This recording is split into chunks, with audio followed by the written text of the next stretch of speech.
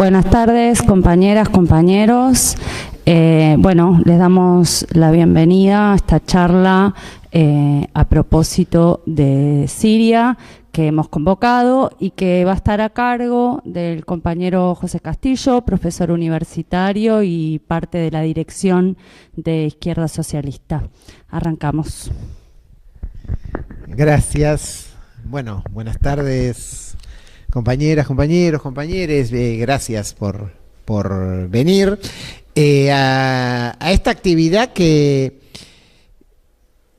tiene una importancia mayúscula. Por algo estamos convocando a una charla a esta altura del año, el mismo día que un montón de compañeros están en este momento participando de una actividad de abrazo en la ESMA. O sea, esta charla, en la cual están ustedes, pero también estamos transmitiéndola por YouTube, con lo cual hay compañeros que la están viendo, sobre todo en otras provincias, ¿no? Y además va a quedar después para poder verla, para poder replicarla.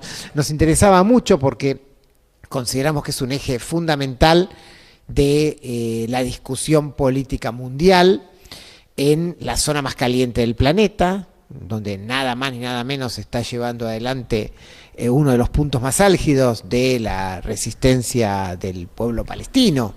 O sea, estamos discutiendo en este marco sobre este hecho que, si uno mira la prensa nacional e internacional, aparece como sorpresivo. Vamos a ver que no lo es. Vamos a ver que no lo es. Pero aparece como sorpresivo.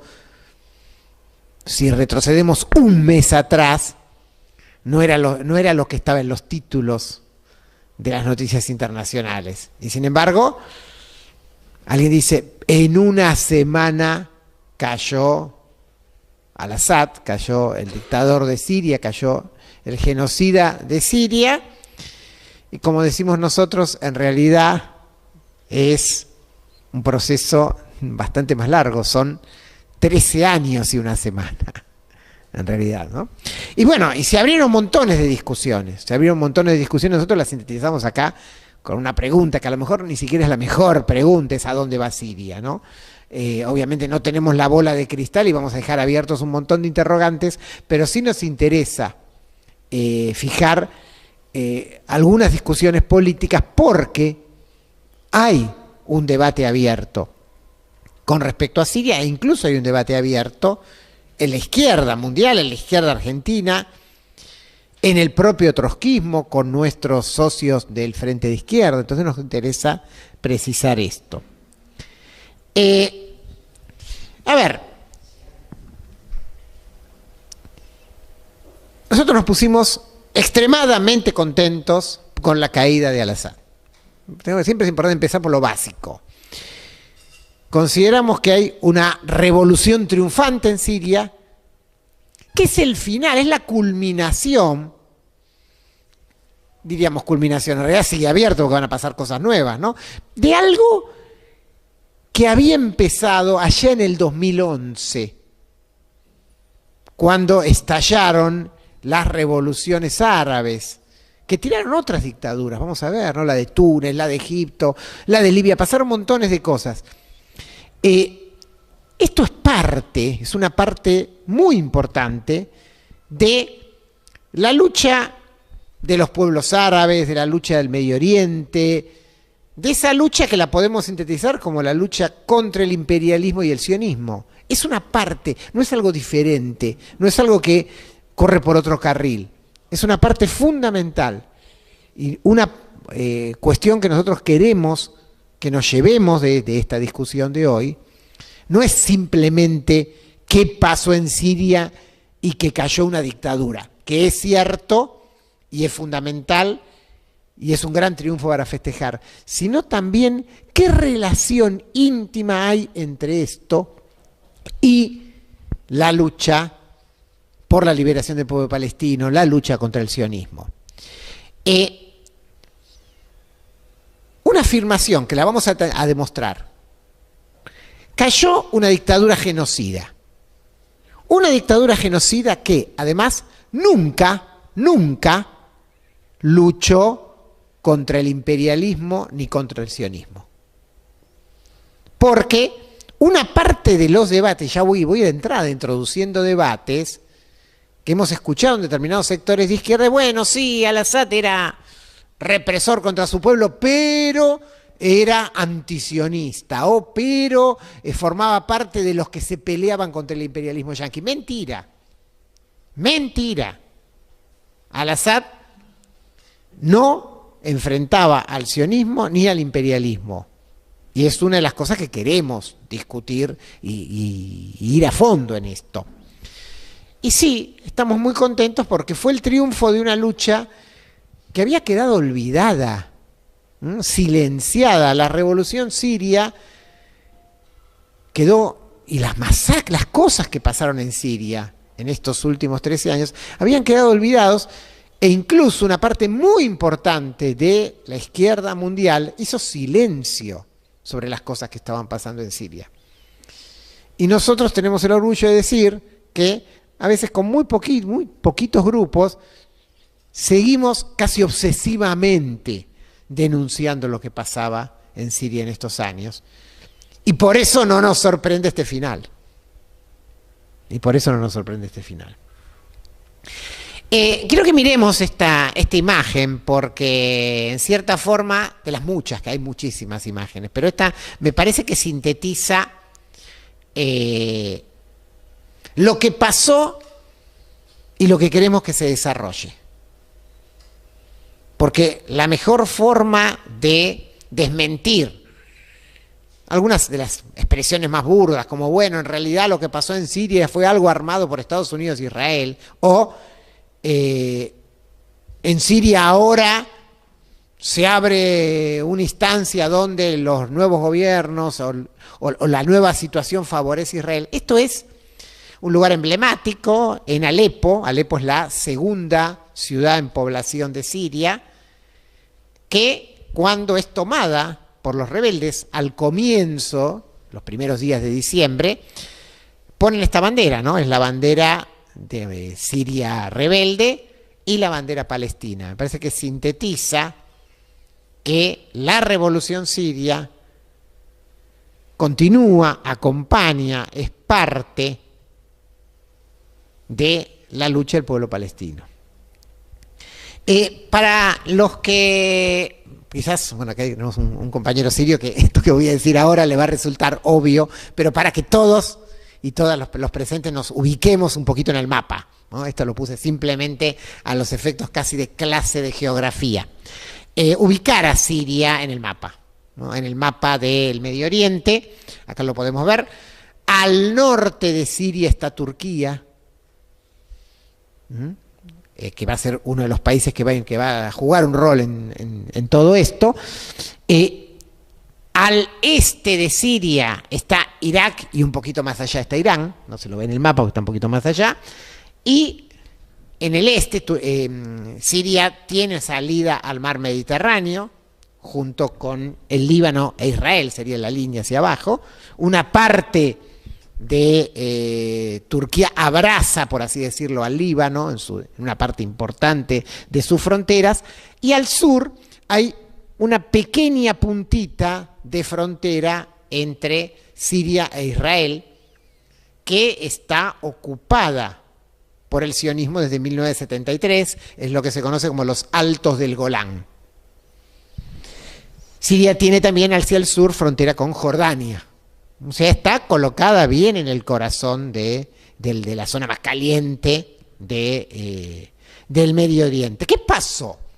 ¿Qué pasó este mes? Un día nos desayunamos, acá sí vamos a hacer un poquito de periodismo así medio amarillo, ¿no? Un día nos levantamos y nos enteramos, el 1 de diciembre, que empezó una ofensiva de tropas rebeldes desde el norte de Siria, la provincia Idlib, esa que está en amarillo, arriba hacia el este, que después vamos a ver, era una provincia, un territorio que ya no, en la guerra civil, en todo el proceso, ya no controlaba Al-Assad desde por lo menos hacía 5 años.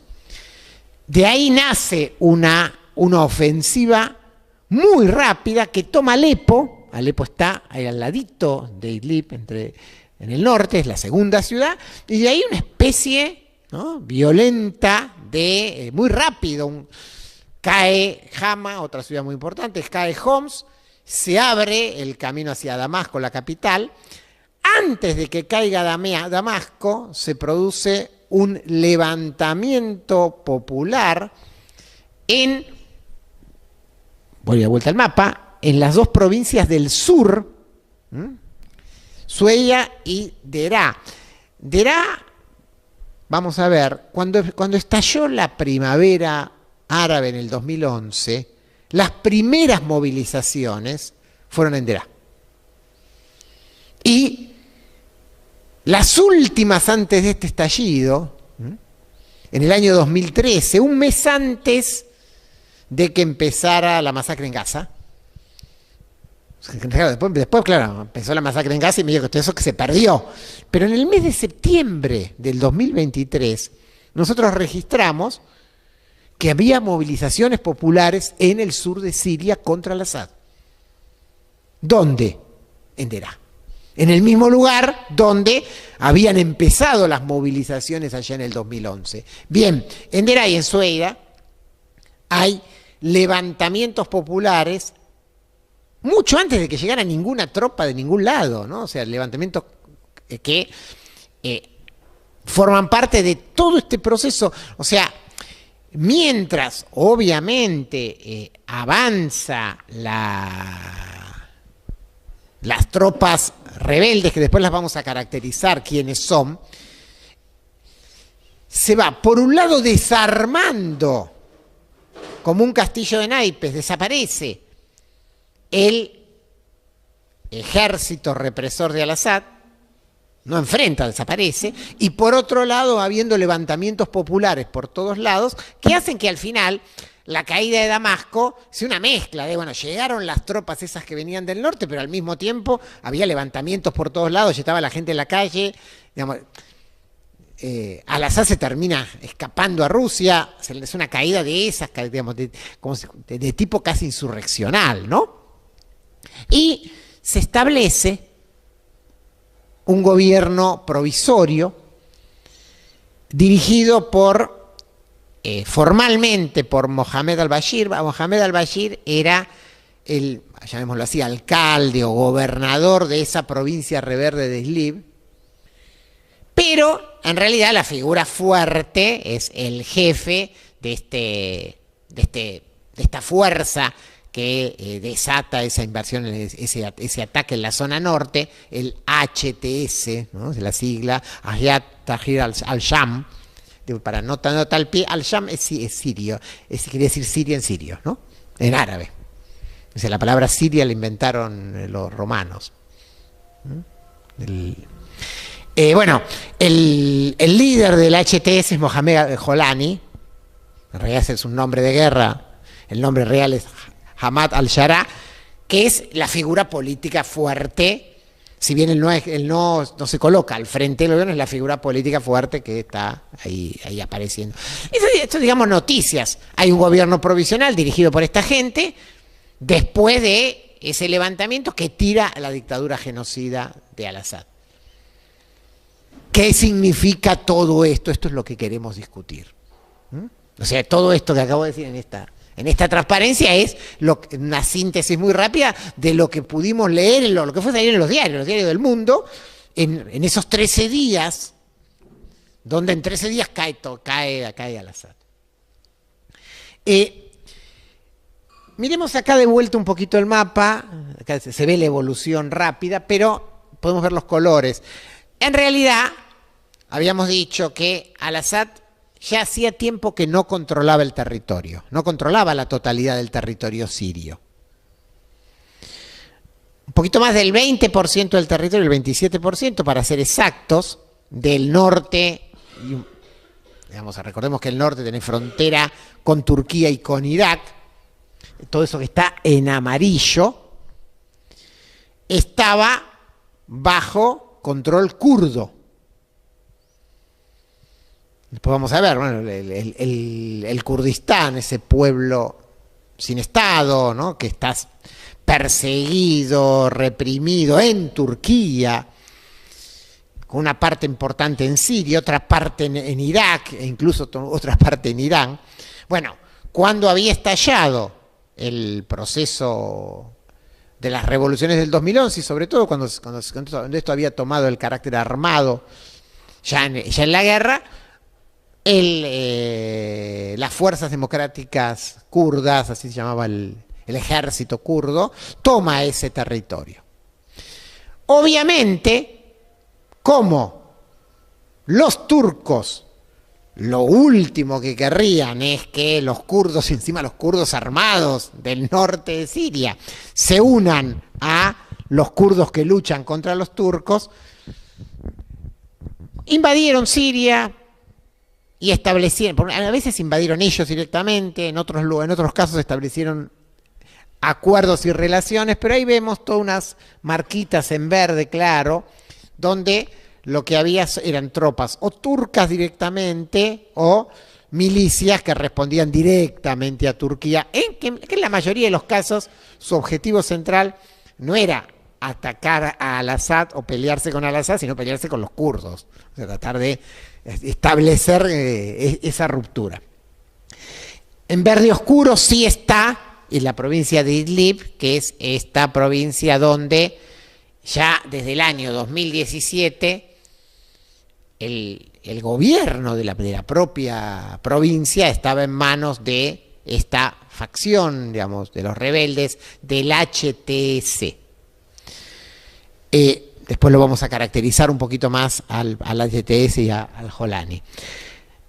Las marcas negras que se ven en el primer mapa son los restos de otra cosa que también vamos a contar dentro de un rato, de una vieja historia terrible del medio de la guerra civil y del medio de la lucha en Siria, que es lo que quedó del ISIS, del famoso Estado Islámico, ya derrotado desde el año 2019, pero con algunos baluartes. En rojo, lo que controlaba al 1 de diciembre Al-Assad, y fíjense en cómo en la zona sur aparecen estos lugares donde se van a dar estos alzamientos independientes y Al-Assad deja rápidamente de controlarlo. Se ve en azul, frontera con Israel, están los altos del Golán, ¿no? Ahí no sé si los alcanzan a ver. Tratemos de entender, de caracterizar un poquito a estas fuerzas políticas que ya las hemos mencionado. El HTS, que controla Idlib desde el 2017, su dirección, ¿qué era? Y que era el Jolani. Ellos venían de fuerzas del yihadismo islámico que habían aparecido en la mitad del proceso, ya por el 2013-2014, y que se dedicaron durante muchos años, más que a pelear contra Al-Assad, a reprimir a las otras facciones rebeldes que peleaban contra Al-Assad, ¿no? De hecho, Jolani venía de Al-Nusra, era una vieja facción vinculada a Al-Qaeda. Jolani hace muchos años que dice que él ya no es eso y que hace una especie de coqueteo más mostrándose más prooccidental, ¿no? Esa es la característica. Por lo tanto, sí vamos a decir, vamos a señalar que el HTS, la dirección del HTS y el propio Jolani, hoy la cabeza del gobierno, nosotros no nos equivocamos, es obviamente un gobierno burgués, pero no solo un gobierno burgués, sino un gobierno reaccionario, características reaccionarias. Otra cosa es después exageraciones, como quieren armar un califato de nuevo. No, eso muy probablemente no sea así, pero bueno, eso lo dejamos abierto. Habíamos dicho que los turcos habían creado fuerza propia, el Ejército Nacional Sirio, Faylaq al-Sham, creado y financiado por Turquía, es la segunda fuerza que participa, la segunda milicia que participa en esta bajada, diríamos, desde el norte hacia el sur, hacia Damasco. Señalábamos la aparición de estos levantamientos espontáneos en Sueya y Deraa, la zona sur, otro elemento importante, y también participa más minoritariamente otro agrupamiento, Ahrar al-Sham. Estos sí son grupos más islámicos, más vinculados a los afganos, ¿no? Que habían quedado en todo el proceso de la guerra de los años anteriores. ¿Quién más estaba formalmente, por lo menos, estaba contra al-Assad, aunque no participa del levantamiento ahora? Los kurdos, básicamente. El PYD, que es el Partido de la Unión Democrática Kurda, y su fuerza armada, las fuerzas democráticas kurdas, acá dice Siria, si está mal, kurdas.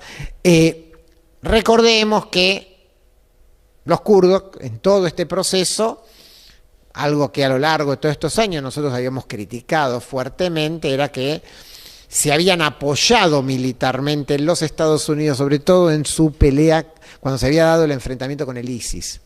Esto hacía que todavía hoy hubiera 900 soldados norteamericanos en la zona esa amarilla donde estaban los kurdos. Tampoco participa del levantamiento, obviamente estaban ahí, los restos, esas marquitas negras, ¿no? Los restos del califato que había armado Arabia Saudita, los restos del ISIS, del Estado Islámico. A favor de al-Assad, el mapa a favor de al-Assad era básicamente las fuerzas extranjeras que lo apoyaban. Rusia, que tiene, vamos, ya tenemos que ponerlo en pasado, hasta hace unos días tenía intereses importantes en Siria, básicamente con dos bases en el mar Mediterráneo. La base de Tartus es la única salida al mar Mediterráneo que tenía Rusia, o sea, base militar, pero también estratégica para otras cosas, y también una base aérea. Recordemos que la terrible presencia de Rusia en apoyo al Assad, central en el desbalanceo de fuerzas y en las masacres que hubo, fue los ataques aéreos. Lo que le aportaba a Rusia al Assad era ataques aéreos.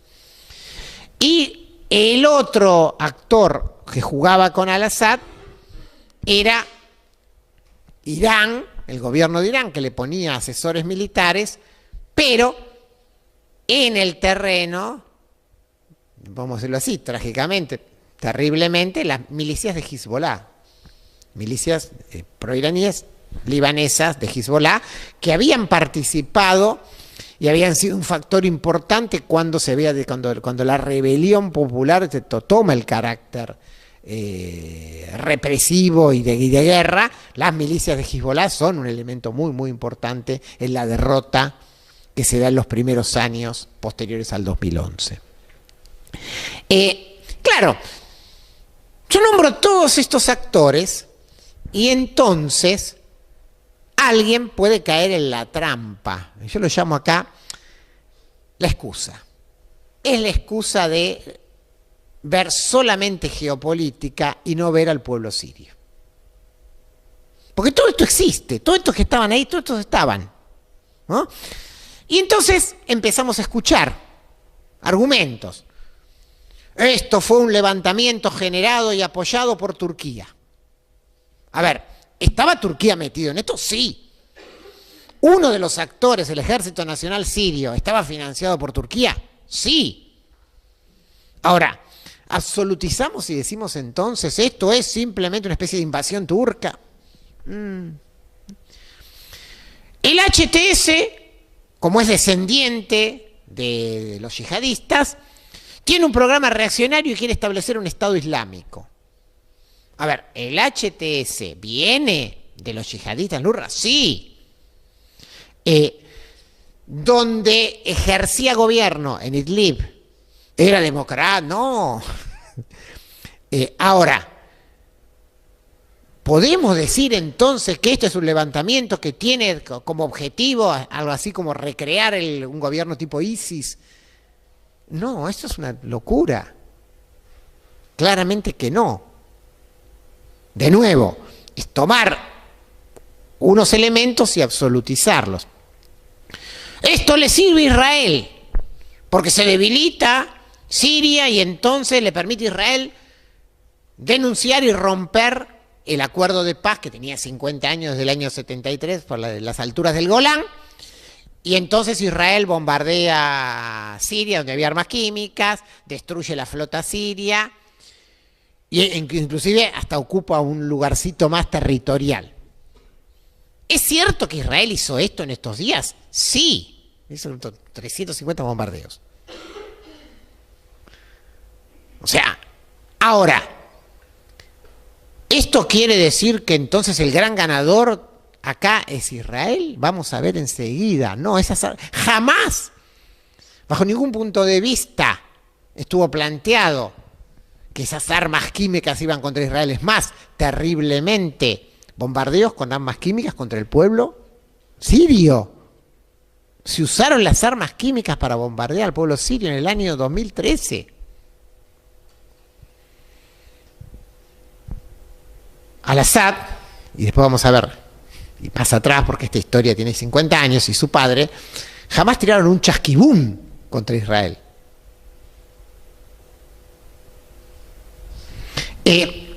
Estados Unidos, Israel, la Unión Europea, Gran Bretaña saludaron la caída de Al-Assad, sí, al final, como sucede siempre. Ahora, saludaron la caída de Al-Assad y tratan de entornar al nuevo gobierno, por supuesto. Y como es un nuevo gobierno burgués y estas características que quiere jugar, veremos cómo termina. Ahora, como vamos a señalar, hasta hace muy poquito tiempo, lo mejor que le podía pasar al imperialismo, en el marco de su crisis y de la desestabilización general, era la continuidad de este gobierno. Jugaron a la continuidad de Al-Assad todo el tiempo.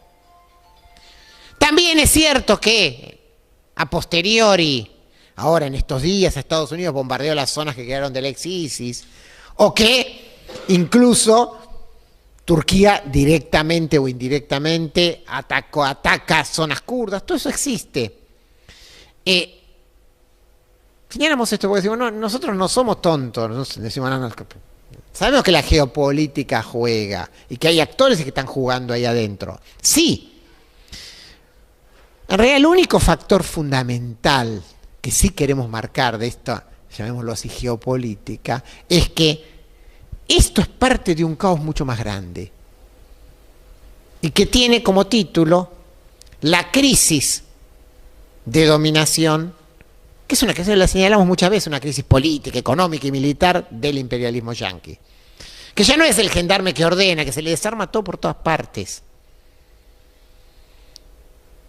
Entonces, aquí está todo desordenado, juegan todos estos actores, podemos verlo en el mapa, ¿no? Hay armas químicas, hay de todo, pero fundamentalmente,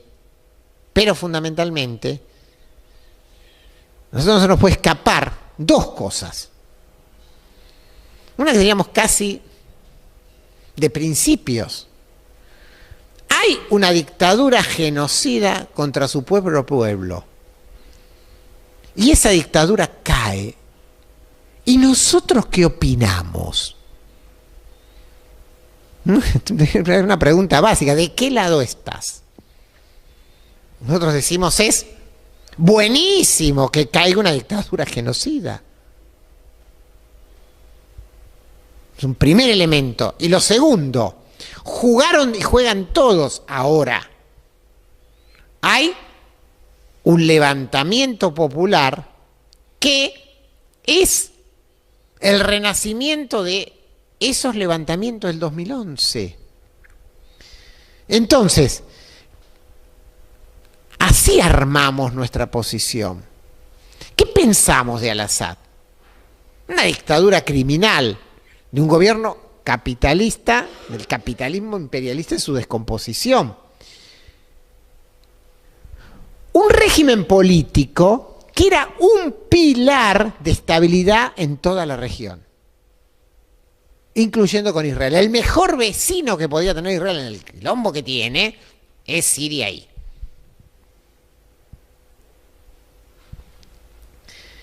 Y si este gobierno se mantenía en pie y no había caído, era, como quedó demostrado en los últimos días, exclusivamente por el sostén militar que estaba teniendo desde Rusia, con los bombardeos, y desde Irán vía Hezbollah que, de nuevo lo decimos, ¿no? Terriblemente, porque nosotros sabemos que Hezbollah juega un rol, ahí sí, Hezbollah sí juega un rol en la resistencia del pueblo palestino. Sería casi otra discusión, ¿no? Ahora, en Siria jugaba de policía represiva, jugó de policía represiva, claramente.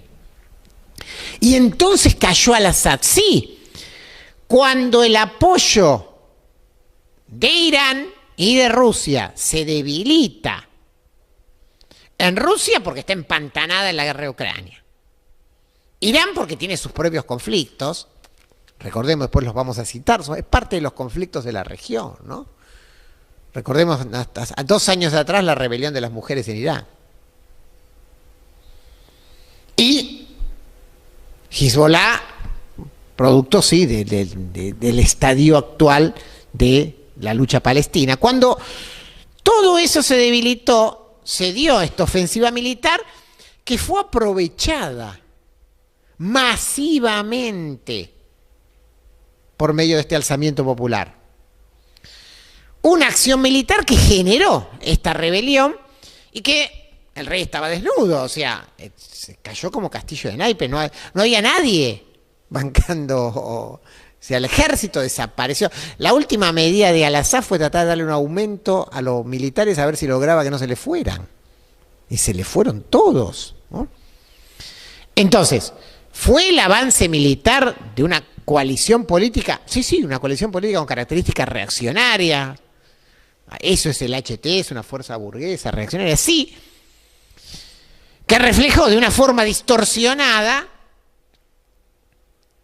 la realidad de ese enorme levantamiento que tiró abajo una dictadura.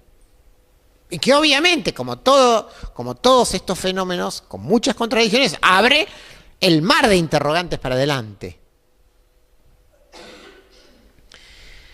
Nosotros decimos que esta revolución es la continuidad, la culminación. Decimos culminación y yo pongo culminación no porque esto sigue, ¿no? Pero de esos levantamientos que sacudieron al mundo en el año 2011.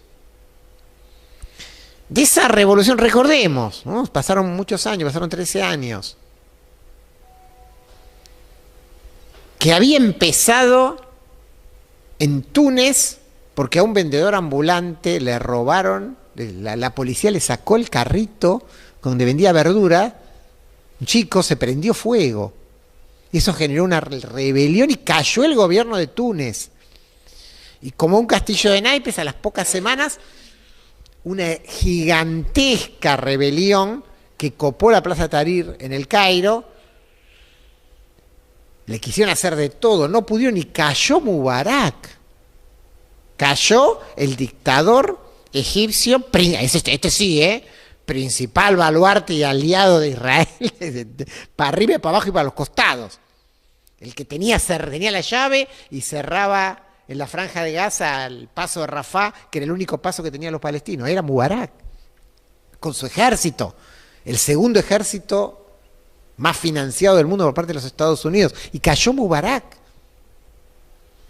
Y hubo levantamientos por todas partes, en Bahrein, en Yemen, por todos lados, con distintos resultados. Argelia. Uno de esos lugares donde la represión fue tan fuerte que dio lugar a un enfrentamiento armado que duró varios meses, pero al final el dictador cayó, fue Libia. Le cayó Gaddafi. Y también así fue Siria. En Siria empezó, marzo, en el sur, movilizaciones en Siria, movilizaciones en Damasco, que fueron terriblemente reprimidas por Al-Assad, igual que las que habían sucedido en Siria, que también entonces desencadenó un enfrentamiento armado tipo guerra civil,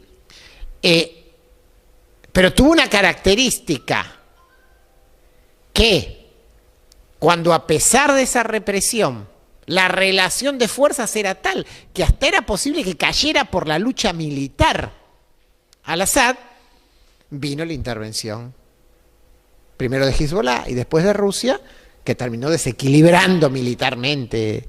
Eso, unas masacres terribles en los años 2015-2016, ¿no? Hay un punto que es importante. La revolución siria fue abandonada por la mayoría de la izquierda mundial, empezando por lo que en Latinoamérica siempre tuvo más peso, en aquel momento tenía mucho más que ahora, ¿no? O sea, el castrismo, el chavismo, todavía vivía Chávez en esa época, ¿no? Los restos del estalinismo. También había pasado con Gaddafi, había dado lugar a las mismas discusiones. ¿Cuál era el debate? No, bueno, sí, está bien, Mubarak era pro-yanqui y pro-Israel, pero los otros, Gaddafi era antiimperialista, ¿no? Assad antiimperialista. Aparecían ya esas discusiones. En el caso de Assad, vamos a ver, nunca tuvo nada de antiimperialista. En el caso de Gaddafi, Libia, proceso un poquito más complejo el origen de Gaddafi, pero ya era un hecho de la realidad que desde hacía más de 25 años que Gaddafi era terriblemente proimperialista, negociaba con las transnacionales del petróleo francesas, italianas, hacía acuerdo con la policía italiana, porque desde Libia salían muchos de los refugiados por el Mediterráneo y la policía libia hacía acuerdo con la policía italiana en las masacres que hubo en el Mediterráneo con los refugiados. O sea, Gaddafi no tenía nada, pero nada, hacía mucho, no tenía nada que ver con ningún tipo de conflictos con las potencias imperialistas. Al-Assad ni hablemos, ¿no? Ahora vamos a dedicarnos en particular. Por eso nosotros decimos, a ver, que después de 13 años de estos procesos, que ojo, nosotros decimos siguieron abiertos. Ahora, es verdad, hubo algunos momentos, 2013, 2015, donde por ahí nosotros hasta en algún documento hicimos la pregunta, ¿siguen abiertos los procesos de las revoluciones árabes? Me acuerdo, 2013 había habido un nuevo golpe de Estado en Egipto, una represión, o cuando cayó Alepo, después, ¿no? O sea, el último baluarte que quedaba de la rebelión siria. Bueno, se cerró y siempre había algo, había un hilito que volvía a decir, no, esto no está cerrado. Obviamente, detrás de todo esto, es el revulsivo de la región, ¿no? O sea, seguían las 65.000 anécdotas de la resistencia palestina, cada 6 meses pasa algo, y veíamos el proceso de deterioro, de debilidad del imperialismo yanqui como gendarme en la región, ¿no? 13 años y medio más una semana, diríamos, ¿no? Pasó en una semana, no pasó en una semana, pasó en 13 años y medio, más una semana que fue esta. Esa primera ola del 2011, con eso que contábamos, ¿no? Túnez, Egipto, Libia, Siria, Yemen, Bahrein, esos levantamientos del 2011. En el 2015 se dio también un enorme levantamiento en el Líbano. Después, 2018, 2019, pegadito antes de la pandemia, hubo otra ola. O sea, nuestro compañero en un texto que por ahí está en alguna de nuestras revistas internacionales, nuestro compañero Gorka, nuestro compañero turco, hace una nota donde, bueno, hay un segundo momento, una segunda ola 2018-2019, en Argelia, en el Líbano, en Sudán, en Túnez. O sea, hay procesos muy fuertes que ponen otra vez a las masas en la calle contra los ajustes, contra los gobiernos, contra las represiones. Fíjense, la primera ola, la del 2011, tuvo repercusiones por fuera del Medio Oriente, coincidió con los indignados españoles, con el Occupy Wall Street. La segunda ola coincidía con la rebelión chilena, con la rebelión ecuatoriana, era la misma época, ¿no? O sea, ese momentito anterior a la pandemia. Bueno, era la pandemia. como pasó en el mundo, ya lo sabemos, ¿no? Una especie de parate. Pero ojo, y después de la pandemia, Túnez 2021, y después el gigantesco proceso de Irán, de la rebelión de las mujeres en el 2022. O sea, siempre en la región esto de levantamientos contra dictaduras, contra gobiernos represores, desde el 2011 miramos la continuidad más fuerte, más chico, más grande. Por eso decimos, esto es la continuidad del proceso del 2011. Y en el caso de Siria, terrible, ahora vamos a ver, ¿no? El caso de Siria, la guerra, 2023, antes de las masacres en Gaza, septiembre del 2023, la última noticia, por así decirlo, de Medio Oriente antes es marchas y manifestaciones populares en el sur de Siria contra el Assad. Hay una cosa que tenemos que detenernos. Yo puse algunos datos, son muchos y no quería hacerlo tan largo, ¿no? Al-Assad masacra la revolución siria. Es terrible lo que hizo Al-Assad, insisto, con apoyo iraní, en particular con las tropas de Hezbollah del Líbano, y con apoyo ruso. Eso que había empezado en el 2011 va a ser reprimido sangrientamente. Septiembre del 2011 es el momento de máxima represión de lo que todavía eran las movilizaciones en las ciudades sirias, que había dado lugar a la aparición de coordinadoras, de todos esos procesos, ¿no? Represión donde hubo 1.000 muertos en las grandes ciudades, que después se extiende a 5.000 según la ONU. Represión de manifestaciones. Manifestaciones reprimidas en aquel momento todavía por el ejército sirio, todavía no estaban los rusos. A las manifestaciones les tiraban barriles con pólvora directamente. La aparición de esto que se va a conocer como la Yaviva, ¿no? O sea, un cuerpo, digamos, represivo, especializado en torturar, en matar opositores al régimen. Miles y miles de personas que desaparecen en las cárceles. Lo que estamos viendo ahora, que todavía abren una cárcel y encuentran a alguien adentro. Gente que nadie sabía dónde estaba. Pasaron 13 años sin que nadie supiera dónde estaba, ¿no? O sea, el mejor estilo campos de concentración de las dictaduras. El levantamiento se transforma en guerra civil, ya por el 2012. Y ahí surgen expresiones, surge el Ejército Libre Sirio. Obviamente surgen también fuerzas burguesas opositoras al Assad, el Consejo Nacional Sirio, que está en el exilio. O sea, siempre, como en todos estos, como en todos los procesos, en todas las revoluciones, pero en este caso en todos los procesos que se dieron desde el 2011, estos elementos contradictorios, ¿no? Lo que sí es un hecho es que la represión, la matanza, el genocidio que hace Al-Assad contra su propio pueblo es terrorífico, ¿no? O sea, si ustedes ponen en internet el caso de Saad Naya, digamos, un matadero humano, Al-Shamurk, campo de refugiados palestinos, bombardeado por Al-Assad. Se calcula, esos son cálculos de organismos internacionales, 500.000 muertos, 12 millones de desplazados. 12 millones de desplazados sobre 23 millones de habitantes, para que nos ubiquemos, ¿no? En Siria, el último censo que hay, 23 millones de personas. 12 millones, 500.000 muertos, 12 millones de desplazados, 5,5 refugiados en países limítrofes, fundamentalmente Turquía. Recordemos, 2015, 2016, 2017, las olas de refugiados sobre Europa. Los turcos no lo querían, la gente que se tiraba de Turquía a Grecia, el nene que se muere en el Mediterráneo que aparece en la isla de Lesbos, después los que llegan al sur de Europa, las movilizaciones que estaban en el Budapest, los trenes que no lo dejaban subir, que subían, que salían, ¿no? eran todos refugiados sirios escapando de esta masacre que estaba haciendo Al-Assad.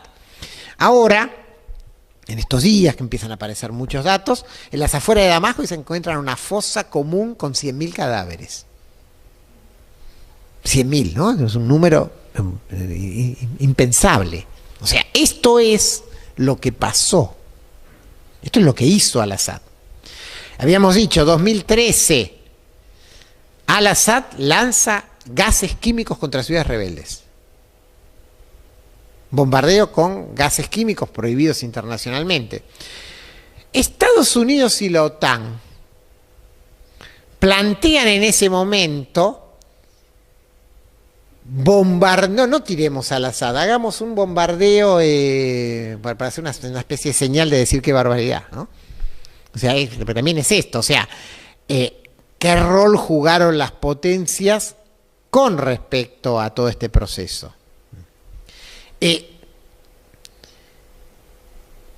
Al-Assad, en un momento, suelta de las cárceles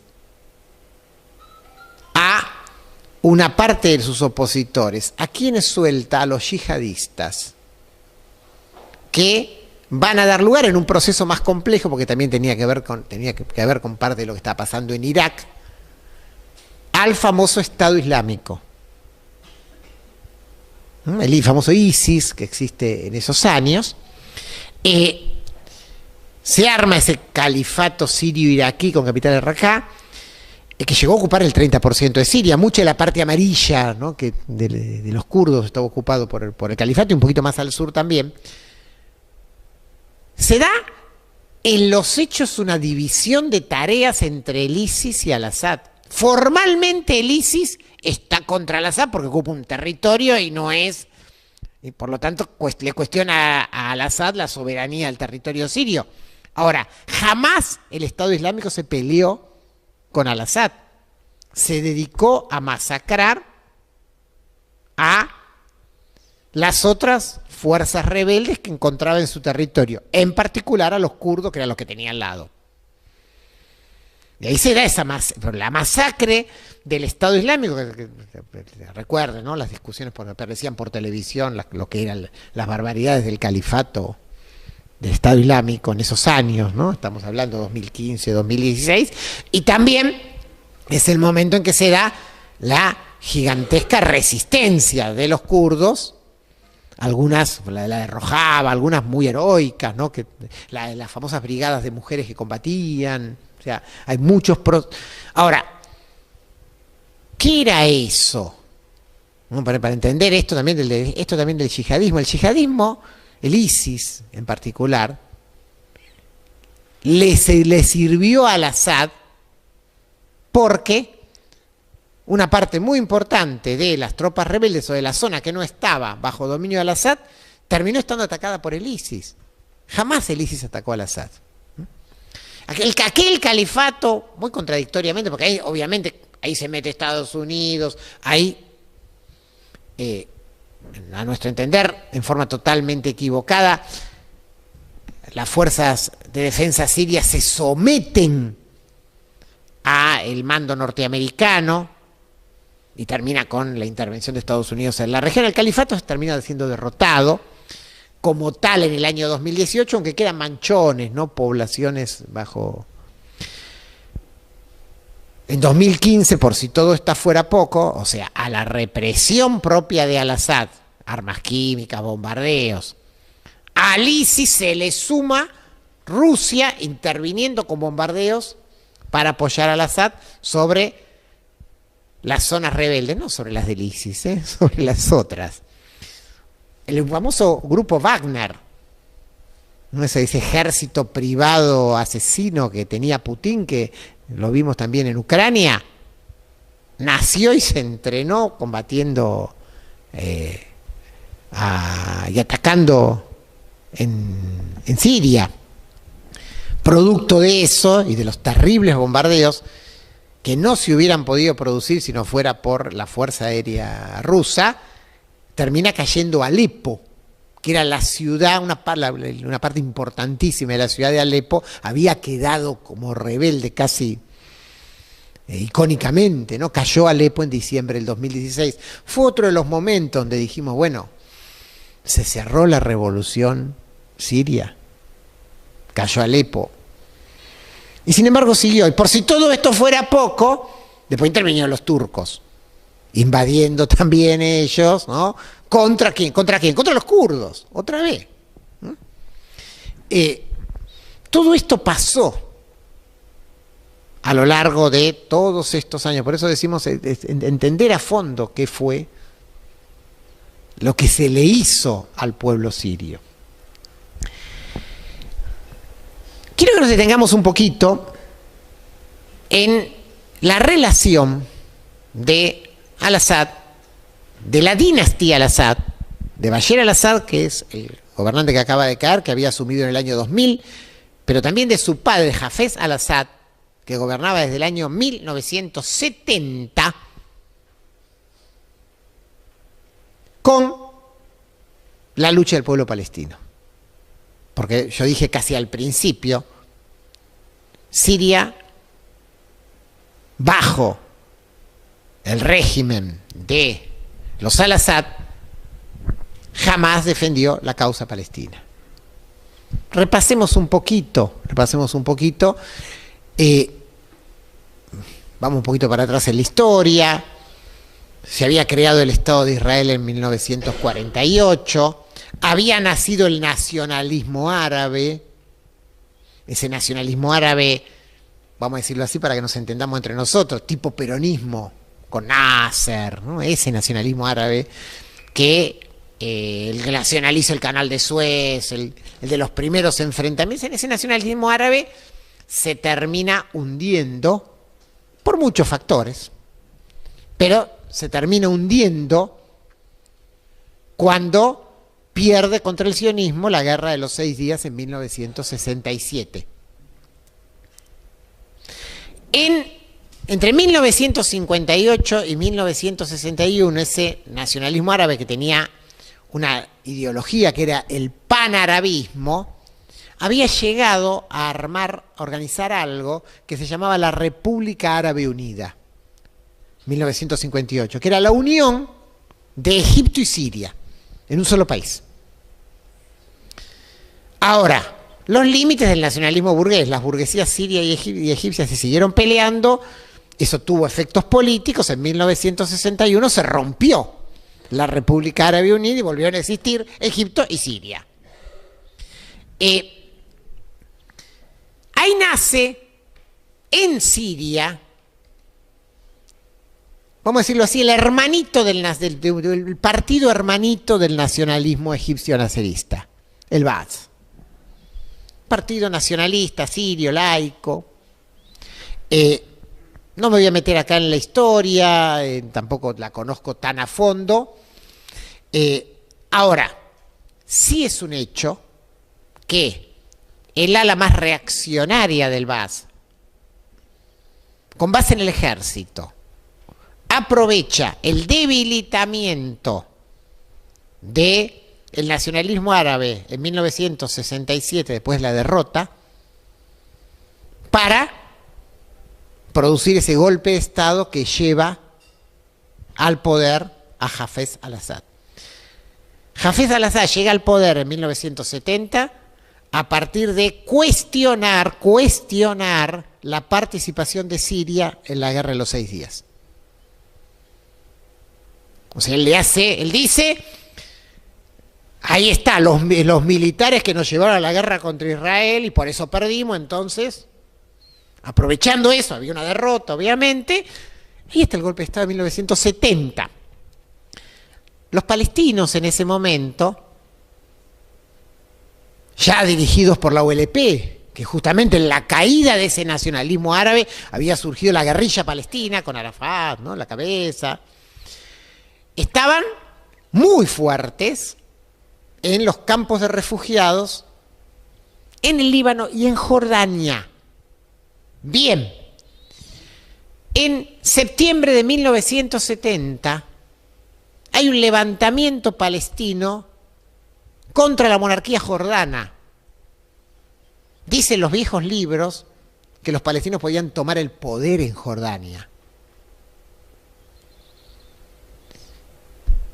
Jordania, con apoyo israelí, recordemos que la monarquía jordana siempre fue un títere israelí, ataca a los refugiados palestinos que piden ayuda a Siria, y Siria los deja reventar. Ahí nomás, recién había subido Hafez al-Assad. Peor fue lo que pasó en 1976. Porque en 1975 estalla una revolución en el Líbano. Y de nuevo, la OLP está a punto de tomar el poder en el Líbano ahora. Y Siria invade el Líbano, apoyando a los cristianos, a los cristianos maronitas del Líbano. Y de hecho, en la práctica se reparten la represión con el ejército sionista, que también estaba jugando en esa guerra civil libanesa. La represión es tan violenta que termina con la práctica salida de la dirección de la OLP, que se tenía que ir del Líbano.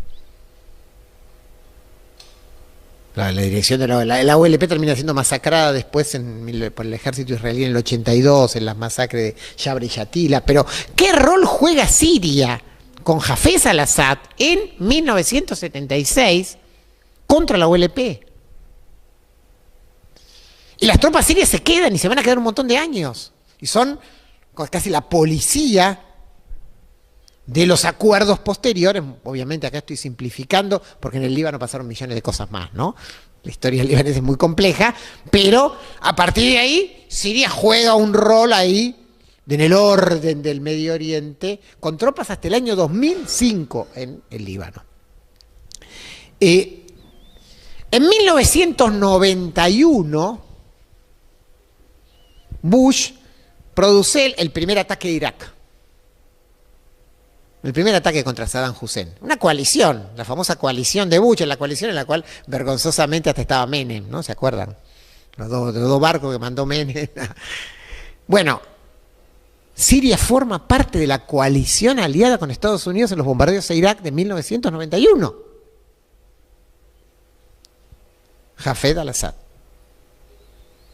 que es reemplazado por su hijo, Bashar, en el año 2000.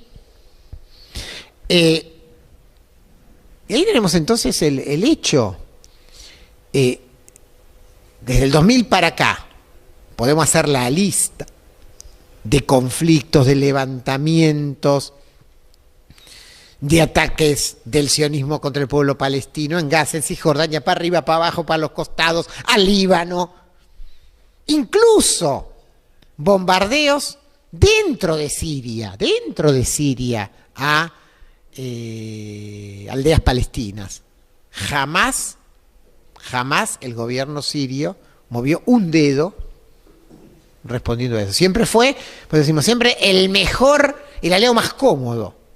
Siempre el gobierno sirio diciendo, respetando a rajatabla aquellos acuerdos de 1973, cuando en la guerra del 73, la guerra que dura poquito, ¿no? Esa guerra del año 73, que es la guerra que Israel gana en ese momento, en la cual Siria prácticamente no participa,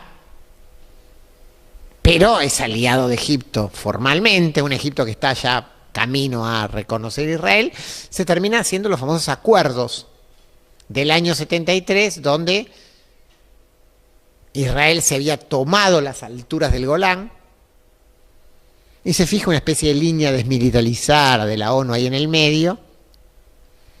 Israel avanza, después unos años más adelante ya directamente declara que el Golán pertenece al Estado de Israel. Jamás el gobierno sirio hizo nada por mover esa línea. De hecho, ahora es Israel el que denuncia. No, como ya no está más al-Assad, no tenemos acuerdos.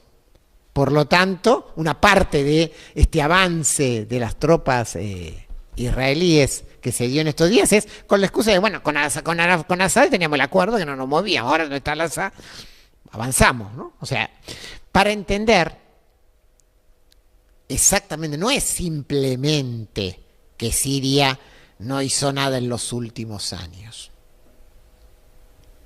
La dinastía al-Assad nunca hizo nada a favor de la causa palestina, más allá de decir, estamos con los palestinos, pero estamos con los palestinos, lo dice hasta Arabia Saudita. Se reúnen en la Liga Árabe y todos dicen estamos con los palestinos, ¿eh? O sea, nadie podría no decirlo, no formaría parte de la Liga Árabe el que no lo dijera. Ahora, nosotros sabemos perfectamente que hay países que jamás hicieron ni van a hacer nada por los palestinos.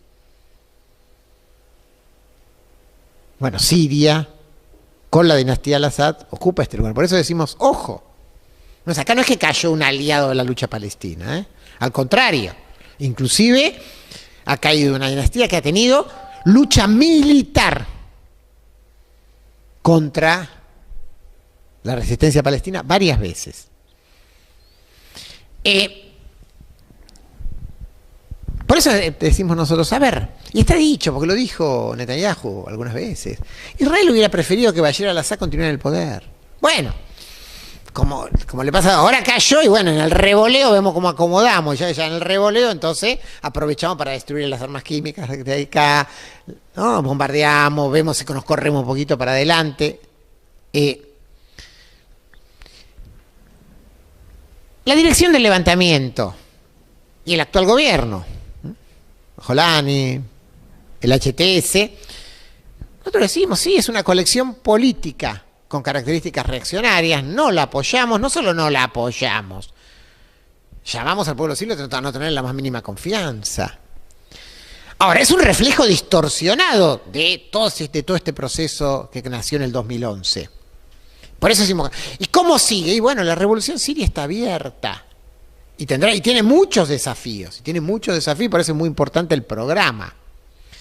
Nosotros tenemos enormes diferencias políticas con todos los actores que están jugando ahí en términos de direcciones, con el HTS, que gobierna Siria, con los rebeldes que se apoyan en Turquía, y también con la dirección kurda, que se había apoyado en los norteamericanos en el último periodo, que son las direcciones burguesas que están ahí. ¿Cuál es nuestra política? ¿Cuáles son nuestras consignas, ¿no? O sea, ya está cerrando esta charla para que podamos un poquito debatir. Una Siria que reconozca a todos sus pueblos. Una Siria laica, que reconozca a las distintas expresiones religiosas, una Siria que reconozca a sus pueblos, por ejemplo, incluye a los kurdos, las plenas libertades democráticas, de organización política, sindical, el pleno respeto a los derechos de las mujeres, un tema fundamental, el retiro de absolutamente todas las tropas extranjeras que hoy están en Siria.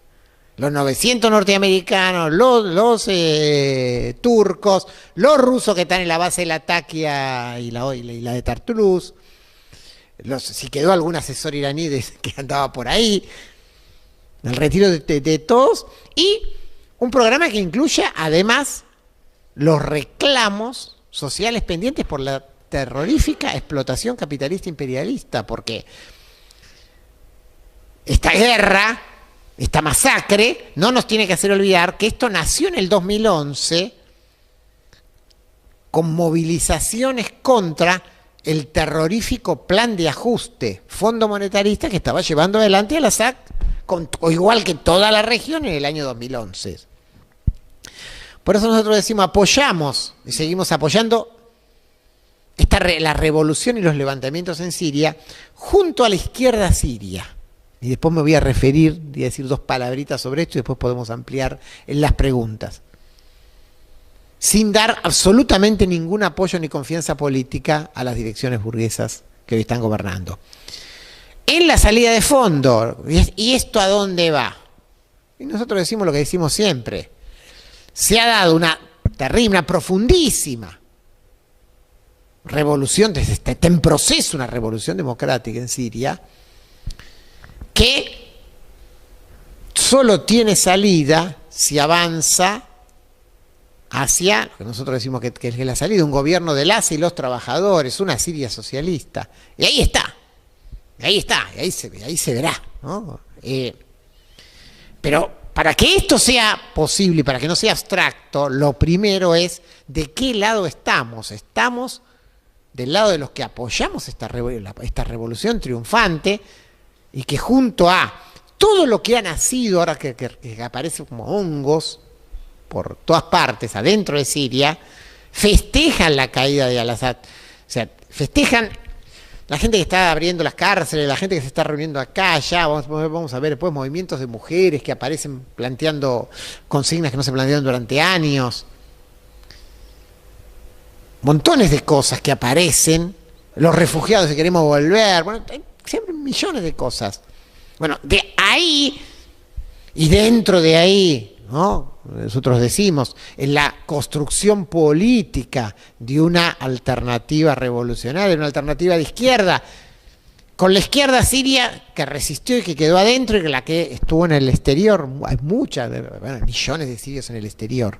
Ahí está el camino para construir algo nuevo.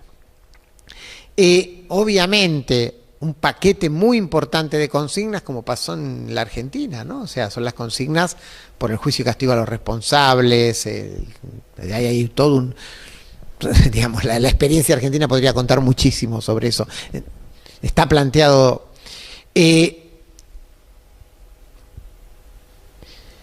derechos democráticos, lo dije, derecho de organización sindical, política... no a la persecución ni a las mujeres ni a las minorías religiosas. Cuando decimos expulsión de todas las tropas extranjeras, hay un elemento muy importante que es el gran pendiente de Siria, ¿no? Fue de Israel de Siria. Que se vaya en los altos del Golán. Un punto muy importante y que en Siria es un tema de debate, porque ahí, bueno, aparecen estos venenos, digamos, entre comillas, nacionalistas, es el reconocimiento y autodeterminación pleno del pueblo kurdo. No hay salida, no hay Siria socialista sin reconocimiento de la autodeterminación de los kurdos, ¿no? Nosotros siempre decimos, nuestro programa es el gobierno de las y los trabajadores y los organismos que generen las revoluciones. Bueno, una de las cosas que están empezando a reaparecer son estas coordinadoras locales que habían existido en el 2011 y que habían sido destruidas por la masacre de Al-Assad. Aparece una discusión que apareció en muchos países, la discusión por la Asamblea Constituyente. Aparece el tema de hay que hacer una constitución en Siria, ¿qué tiene que decir esa constitución en Siria? ¿Quién la hace, ¿no? O sea, el tema de Asamblea Constituyente es una consigna que, por ejemplo, en algunos debates con la izquierda siria hemos encontrado. Obviamente, ninguna confianza en esto que se llama gobierno de salvación, el gobierno de transición que hay ahora, y el planteo de gobierno de las y los trabajadores. Yo voy a dejar para las preguntas, una pregunta casi, que es, bueno, ¿qué pasa con las distintas posiciones de la izquierda? Voy a tirar un título nada más y después profundizamos en la parte de preguntas con esto. Pero una parte muy importante de la izquierda mundial no se posiciona y no reconoce el triunfo gigantesco que se ha producido en Siria. El sector del castrochavismo hasta hace un mes inclusive defendía a Al-Assad. Defendía a Al-Assad. Ahora no lo defiende nadie a Al-Assad, ¿no? Pero defendía a Al-Assad. Otros decían, no, bueno, sí, Al-Assad sí es un dictador, pero está del lado de algo así como los imperialismos buenos, que serían Rusia, ¿no? O sea, y por ese lado terminaba apoyando a Al-Assad. Otros se paraban en el ni, ¿no? Bueno, ni Al-Assad ni nada. Entonces, por la revolución socialista en Siria, sí está bien así en general, pero yo no estoy con nadie, y en la práctica hacían un abstencionismo absoluto. Muy pocos nos posicionamos del lado de la revolución en Siria denunciamos la masacre, el genocidio, y hoy decimos que junto al pueblo sirio estamos contentos por lo que ha pasado y sabemos los enormes desafíos que los propios sirios conocen, ¿eh? Porque hay millones de sirios que dicen, qué grande que cayó Al-Assad, che, este Al-Jolani no me gusta. Millones dicen esto. Aunque no aparezca hoy todavía, bueno, ¿para dónde sale esto? Por lo tanto nos ubicamos en ese terreno. Apoyamos entonces esta revolución, no apoyamos a la dirección y al gobierno, y decimos, y termino con esto, el triunfo sirio fortalece la madre de las batallas en Medio Oriente, que es la lucha y la causa palestina. Y por lo tanto, la absoluta importancia de vincular estas dos cosas. No es otra discusión, no es otra cosa, están juntas. Como lo veíamos en la bandera esa que aparecía en Alepo, ¿no? Y como también tratamos de ponerlo acá en algún icono. Es parte de la misma discusión. Bueno, paramos acá para poder comenzar y después les cuento otras cosas. Paramos acá. Gracias.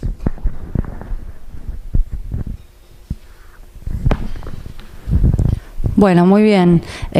Arrancamos entonces con las preguntas. Ya hay una mano.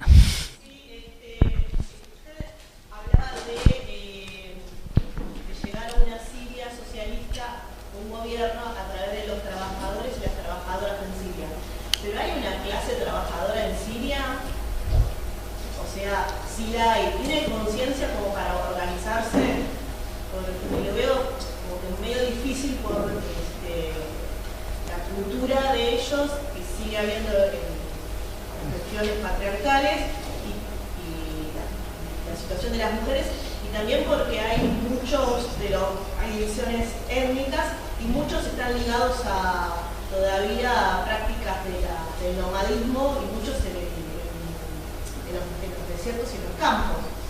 ¿Cómo se podría organizar a los que trabajan? Sí. Bien, vamos juntando varias preguntas y después responde. Sí. ¿Cuál es el rol de Irán en este conflicto? Si bien es defendido por parte de, como mencionabas, de un gran sector de las izquierdas en el mundo, y básicamente ¿a qué se debe esta idealización por parte de estos sectores respecto al régimen de Al-Assad como algo clave dentro del axis de la resistencia? ¿Quién más?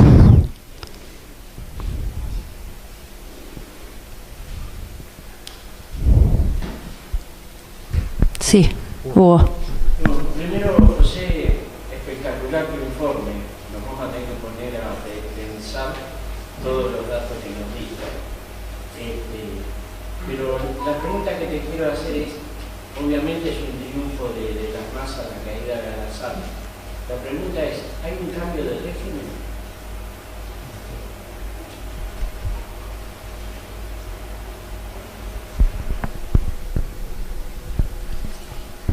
Sí, sí. ¿Quién más, compañeras? Acá. Sí, en un momento dijiste que estábamos todo el pueblo sirio y las izquierdas sirias. Y también dijiste, en otro momento, que fue una guerra civil, se transformó en guerra civil. Y también dijiste, posteriormente, que había unos embriones de comités de coordinación que se remontaban históricamente a otro momento. Bueno, hay un hilo conductor que, si bien es un triunfo, una revolución, que solamente a mí no me alcanza decir revolución, sino revolución con algún adjetivo, revolución democrática, revolución, ¿no? ¿Qué tipo de revolución, para ser más preciso? Y si en esta combinación sí hay una izquierda embrionaria que pueda aparecer como posible o que levante consignas del tipo Siria socialista, por decirlo de alguna forma, ¿no? Entonces, ahí, si hay algo de eso. ¿Alguien más? ¿Alguna otra pregunta? Ya, sí, adelante. De lo que dijo el compañero, vos habías dicho que ibas a después decir dos palabras sobre la izquierda en Siria y los que están en el exterior, fuera, ¿no? Bueno, yo te iba a pedir 4 palabras, que nunca supe nada de la izquierda, ni adentro ni afuera de Siria, entre los sirios, realmente. Y eso creo que está ligado a la pregunta de la primera compañera. Realmente, digamos, ¿cuál es la estructura? Yo no sé cuál es la estructura económica, digamos, en Siria, para pensar si hay trabajadores y trabajadoras.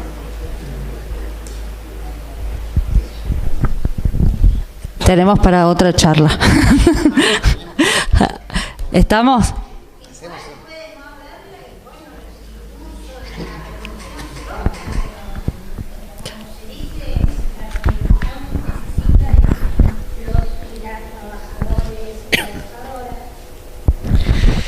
Bien.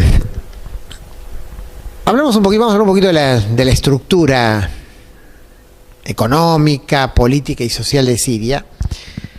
Y acá, por ahí, hay un compañero sirio que a lo mejor nos puede profundizar bastante más en esto. Obviamente, Siria hoy es un país destruido por 13 años de guerra, con ciudades milenarias transformadas en escombros como Alepo, ¿no? Ahora, vamos por el principio. Siria era un país capitalista, relativamente moderno en el Medio Oriente, un país, obviamente un país semicolonial, dependiente, que había surgido artificialmente en los acuerdos entre Francia y Gran Bretaña, ahí al final de la Primera Guerra Mundial. Todo eso era así. Ahora, nosotros, por ejemplo, en la Argentina tenemos una enorme, ¿no?, de colectividad, la población del Kurdistán. De la misma manera que no hay programa revolucionario en Turquía, si una fuerza revolucionaria no se posiciona a favor de los kurdos contra la represión que ellos sufren en Turquía, y lo mismo vale para Irak y lo mismo vale para Irán. Esto es muy importante para ubicarse. El primer gran represor de los kurdos en Siria fue Hafez al-Assad, otra vez.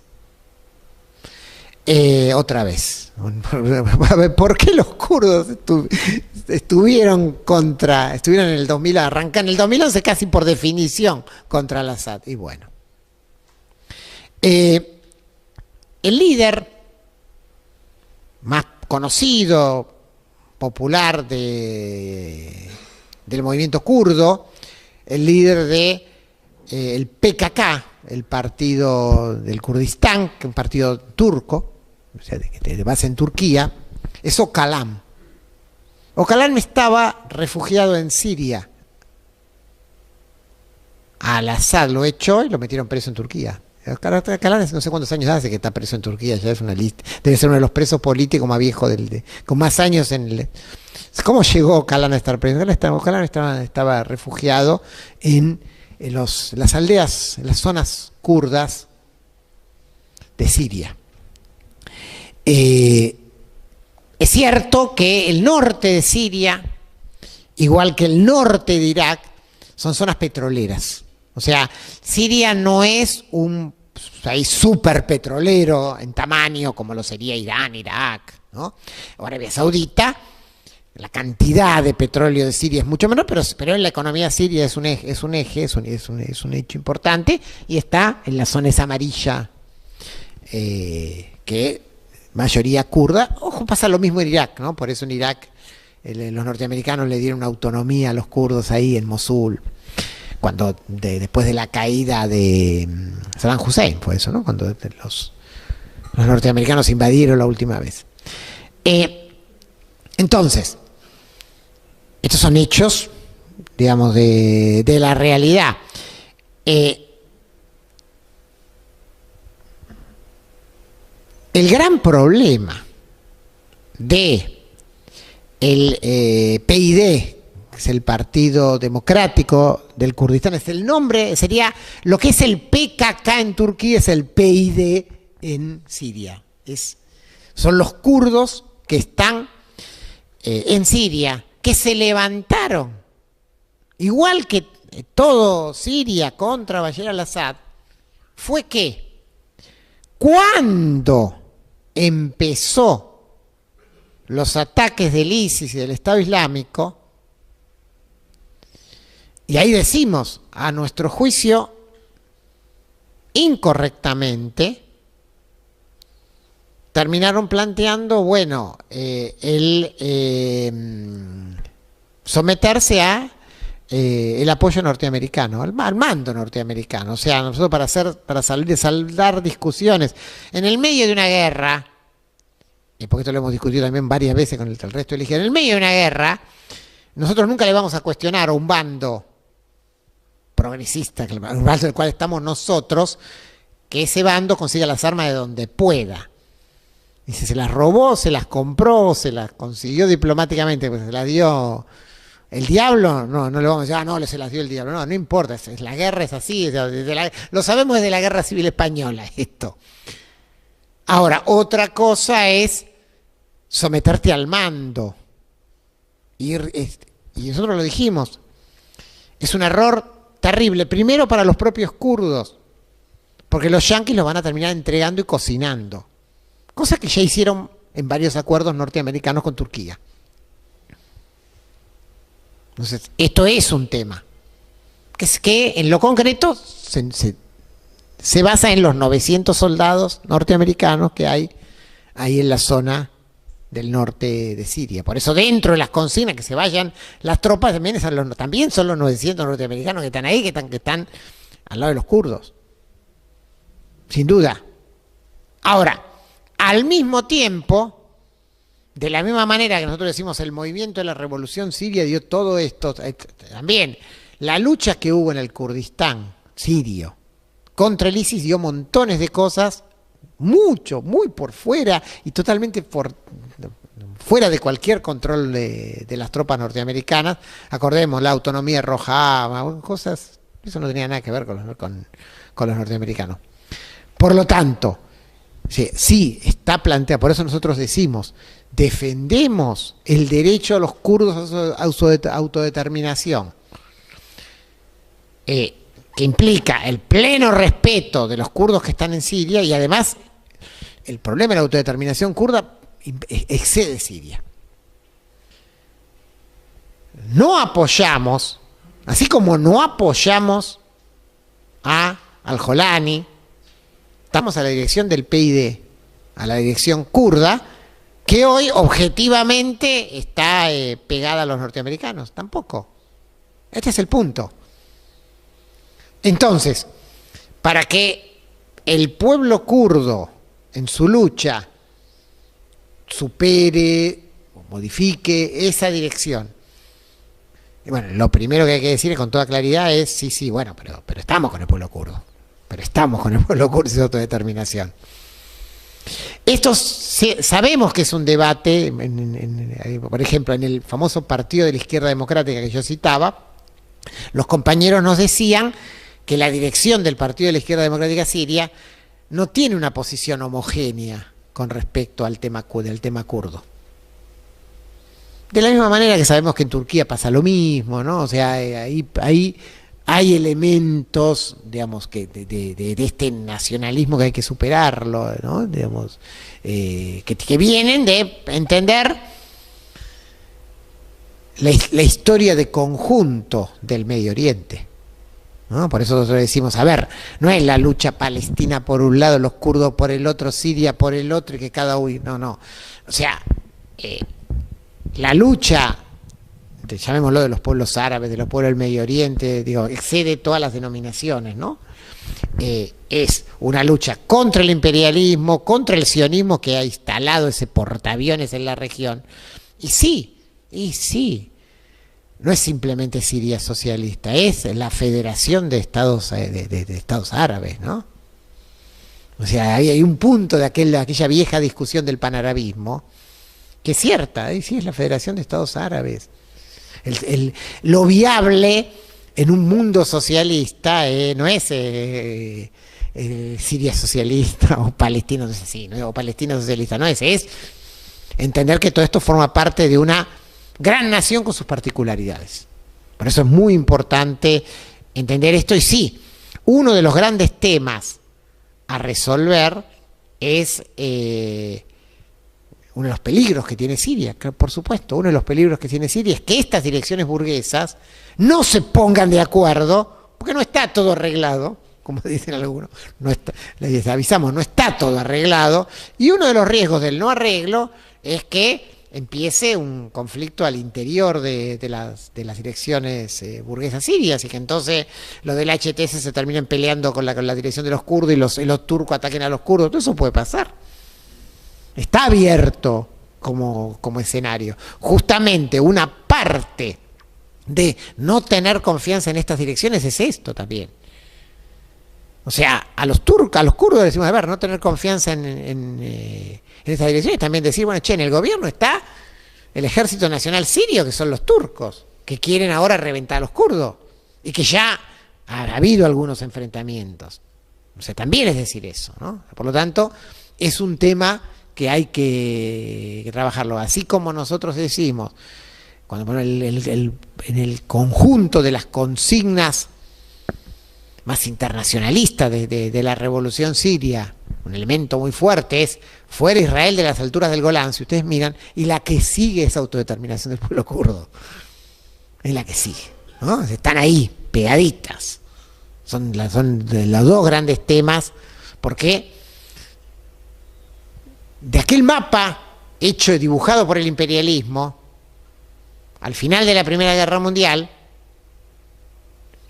las dos grandes víctimas fueron el pueblo palestino y el pueblo kurdo. Ahí quedó, cuando esos mapas que se hicieron al final de la Primera Guerra y se reafirmaron en la Segunda, los dos que quedaron afuera, ¿no? El pueblo palestino hundido por la aparición del Estado sionista de Israel, y los kurdos cortados en fetitas entre Siria, Irak, Irán y Turquía. Entonces es parte de entender de conjunto esto. Bueno, no sé. Yo puedo quedarme esta mañana de más cosas, pero no sé. Estamos, ¿no?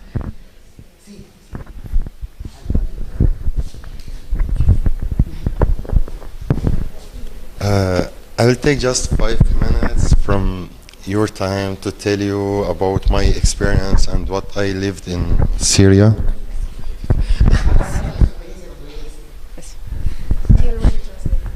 Oh, you translated? Okay. When I born in Syria in 91, and I just remember in this time where Hafez al-Assad, the president, and Syria was like North Korea, and more bad actually. Yes, and in this time we don't, and in this time we don't know what is mean banana, because it's illegal to buy it. No one can buy it. If you want it, you have to go to the black market to buy it like drugs. And if anyone from the police catch you, you eat banana, they will take you to the prison, because it's just for the Assad family. No one can eat banana in Syria until 99. Yes, until 99. After that, it's start to be legal to eat banana in Syria. And in 2011, the revolution start. And yes, and all the young people, they they joined this revolution, and it's a start in March. And after 4 months, they catch me in one protesto because it's illegal to go in the protesto. Yes, and I stayed 4 months in the jail. It's a military jail, and I stayed there 4 months. And everybody see the. El compañero contaba que el 2011 hubo una revuelta estudiantil y a los 4 meses, en una gran manifestación, él fue detenido y estuvo preso. También 4 meses, la primera vez estuvo detenido en una de las cárceles.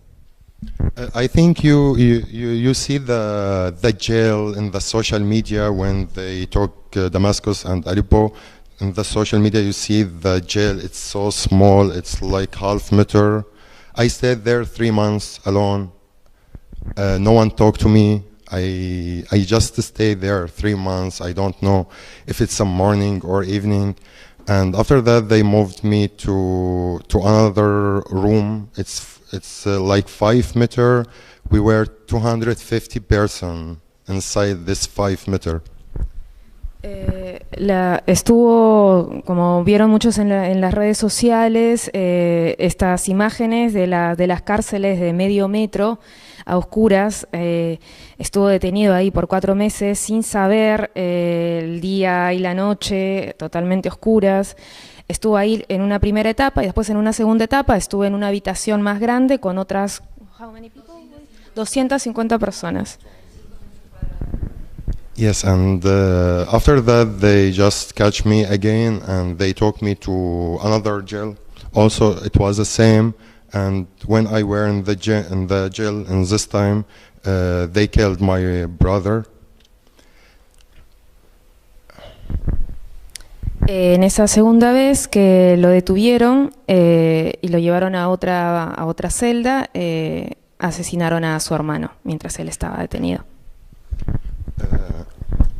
My brother, he was a doctor and he's working in the hospital, and this hospital, it's not controlled by the Assad regime. It was with the Syrian Free Army, and he was working there, and the Russian airplane, they just bombed it. They killed more than 20 doctors in this day. Su hermano trabajaba en un hospital que no era controlado por el gobierno de Al-Assad, sino por el Ejército Libre Sirio, y en ese entonces fue atacado por un bombardeo ruso en el que asesinaron también a otros 20 doctores.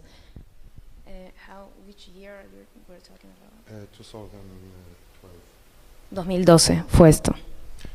And this time the Russian airplane, they were bombed Syria, but no one know that because they said we start to bomb Syria in 2016, but actually they start in 2012.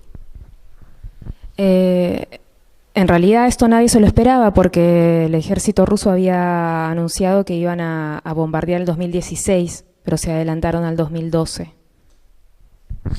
So what we lived in Syria in this time actually make us afraid. Until now, when I want to remember these days, I feel afraid too much. Bueno, para el compañero no es fácil y está claramente como sobreexaltado porque lo que pasó, lo que pasaron varios de sus compañeros, sus familiares, él directamente en esta época les hace sentir hasta el día de hoy miedo y no es fácil para él expresarse. One time when I was in the jail, the second time in the same room, there's with me 2 children. One of them is 9 years and second one in 10 years. Actually, when you look to his back, you can't look to him again because it's like a maps. They hit them in the way you can't believe, and they are just 9 and 10 years. And what the reason, they just catch them from the village. They were in the protesto and they took them to Aleppo and they hid them. So I asked them, they were in the jail in this time 6 months and they don't know anything. They don't know why we are here. Cuenta una experiencia también en la que en la segunda vez que estaba detenido en una de las celdas, conoció a dos niños, uno de 9 y otro de 10 años, que estuvieron detenidos por 6 meses por estar en una protesta, fueron capturados en una de las aldeas, y cuenta también cómo podía ver la tortura de los látigos en sus espaldas, que parecían un mapa, y bueno, eso, tremendo. So I was so lucky they let me free after that, because inside the jail you can see people, they lost their mind. They don't know what his name or what her name.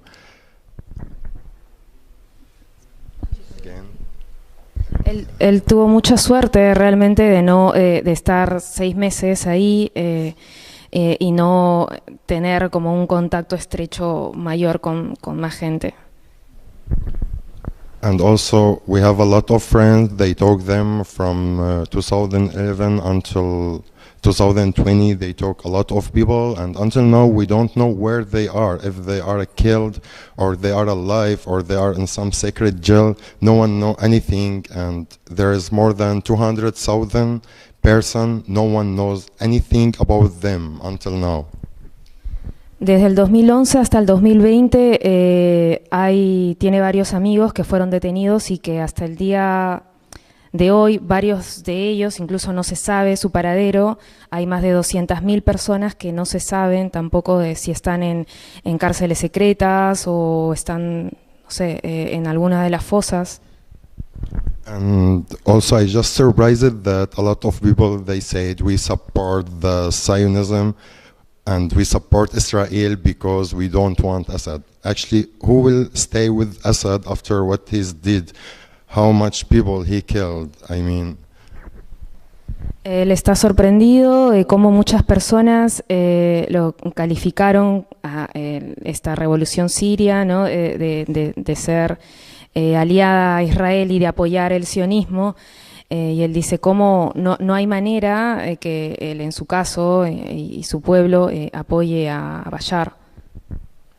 And I just want to say something about this new government, about Al-Jolani or Mohammed al-Shara.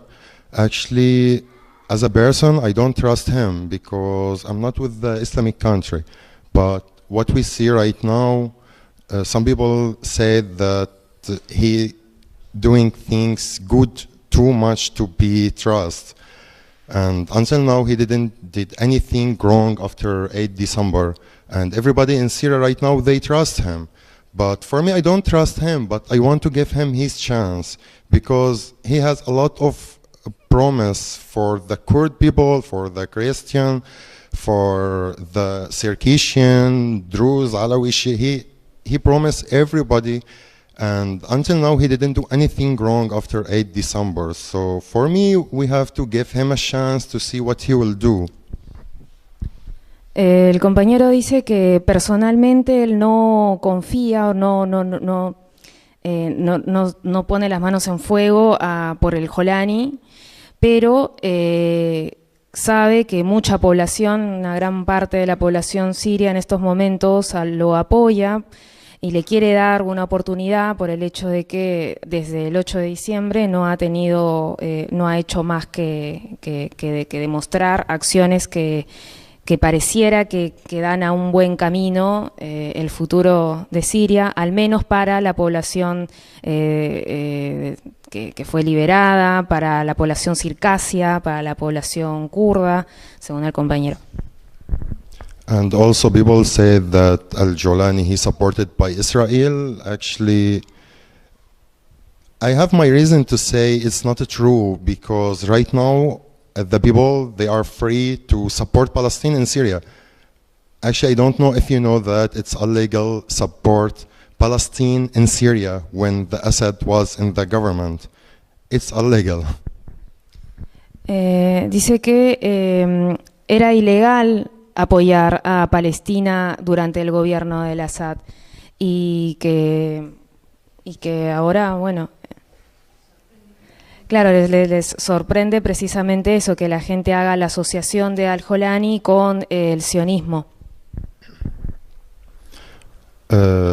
Everybody want to support Palestine, they will let you. You can make protests to support Palestine, but just be sure that at night they will come to take you from your home.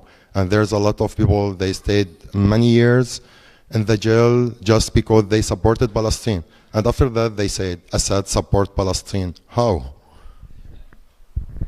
Está esta frase, ¿no? También de que Al-Assad apoyaba a Palestina, pero sin embargo mucha gente que salía a apoyar a Palestina lo hacía de día y de noche eran capturados y detenidos en las cárceles. Entonces al compañero le sorprende, ¿no? Cómo hacen la asociación del apoyo de Bashar a la causa. And also he said also about the war in Lebanon in 73 or 76. In 76 that the Assad, he sent his military to Lebanon to kill the leftist people and the Palestinian people, and he support the Maronista, I don't know what the name in English. So he killed a lot of Palestinian in Lebanon also, and the Syrian regime, they stayed in Lebanon more than 10 years. And when you ask any Lebanese person he were in this time, he will say, I prefer to Israel to come to Lebanon and not the Syrian regime. This is the reason why most of the Lebanese people, they hate Syria. Compañero dice que la razón por la que mucha gente libanesa odia a Siria es porque cuando el gobierno de Bashar atacó en el año... Su padre atacó en el 76. Muchos opinaban, incluso decían, preferiríamos que esté Israel que el gobierno de Siria. So I hope everything will be good in Syria in the future. It's not easy level right now. It's not easy time. We need just the Syrian people to be smart more for the election. It will be after the March or maybe after 1 year. But as I see, Jolani will be the new president because most of the people, they support him actually. El compañero espera que todas las cosas tengan un buen curso. Lo que ve es que hay una mayoría que apoya al Jolani en Siria y aparentemente es probable que sea el nuevo presidente. Y bueno, como decía antes, también quiere dar una oportunidad a ver qué es lo que sucede en este proceso de transición, ¿no? It's not because the Syrian people, they just because he promised them a lot of things and he do that really. I mean, I don't trust him, but when I look to him, he didn't do anything wrong until now. No confía, pero hasta ahora no ve que haya hecho nada malo desde que asumió como líder. Y bueno, ese es el final de él.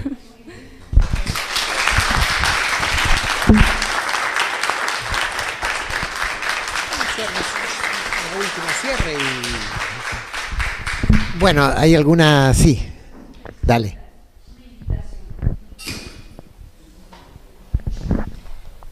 Bueno, como dijo José, nuestro partido desde el 2011 viene sosteniendo la revolución siria. Y nosotros en el año 2016, cuando creo que, no sé si antes estaba internet al nivel que teníamos en ese momento, hicimos una página que se llama Con la Revolución Siria. Duró hasta el año 2020 más o menos. Yo invito a todos los que quieran y puedan recorrer esa página porque ahí hay testimonios de las imágenes de las movilizaciones que hubo desde el 2011 en adelante y de las acciones que nosotros como Corriente Internacional hicimos. Tenemos allí fotos en el obelisco donde decimos resiste Idlib, resiste Alepo, todos fuimos a la Cancillería a pedir el derecho a asilo de los refugiados sirios que acá en la Argentina no se lo daban. Tenemos fotos nuestras en esas acciones. Hemos hecho una actividad internacionalista de solidaridad con Siria que está registrada allí y que creo que es importante recorrerla y eventualmente también difundirla. Sí, y ya que estamos en la parte del cierre y de aprovechar un poco todos estos interrogantes y el verano, que a veces tenemos un poquito más de tiempo, si ustedes recorren nuestra revista internacional, números para atrás, que en la página de la WITSI la pueden buscar y se pueden bajar, por lo menos los números que tienen que ver desde la revolución siria, desde la revolución árabe para acá se pueden bajar fácilmente. Ahí van a encontrar mucho material. Hay mucho para leer. Nosotros hemos elaborado, le hemos dedicado varios números con profundas notas a discutir todo lo que estaba pasando en las revoluciones árabes. Bueno, y cuando se desencadenó ya en guerra, ¿no? Me acuerdo un número sobre la caída de Alepo, ¿no? O sea, donde decíamos Alepo es el Guernica del siglo XXI, ¿no? Así que esas revistas se pueden comprar. ¿Qué más? Había una mesita por ahí. Está Sergio, ahí está. Bueno, Sergio les va a vender entonces las revistas y también están obviamente online. Bueno, les agradecemos a todas y todos la presencia en esta charla, que estamos ya un poco cerrando el año, ¿no? Y seguimos, esto es parte de nuestra actividad militante, nuestra actividad internacionalista, y como decíamos, sabemos que es un debate que está abierto entre el activismo y sobre todo el activismo en la lucha en apoyo al pueblo palestino, que continúa, ¿no? Como siempre continúa, pero tiene capítulos próximos ahora ya en el año que se inicia. Así que bueno, muchísimas